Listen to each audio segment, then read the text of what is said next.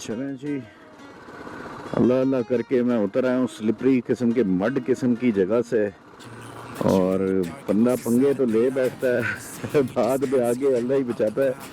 तो ये हाल हुआ है। कैमरे में इतना आपको अंदाज़ा नहीं होता कि सिचुएशन कैसी थी, लेकिन आप अंदाज़ा लगा सकते हैं जो हालत मेरी हुई वहाँ पे।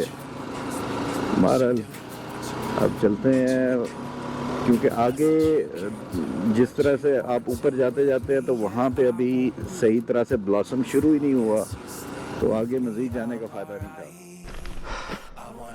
ये जनाब मोड़ पे भी चंदाबाजी पे गिर गया, इसको उठाते हैं।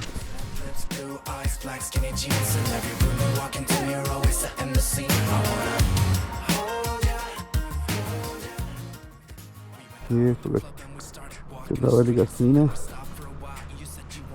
यहाँ पे पीछे अभी बाइक यहाँ पे मोड़ काटते हुए गिरा, तो उसे भी उठाया। अब चलते हैं आगे, अल्लाह खैर करे। अकेले आने का जो है ना वो फिर पूरा वो हो रहा है एक्सपीरियंस। कल रात को ये है कि हल्की थी बारिश थोड़ी, तो आज थोड़ी ज़्यादा है। तो बहरहाल चलें वापस पहुंचते हैं, देखते हैं हमारे कैंप का क्या हाल है।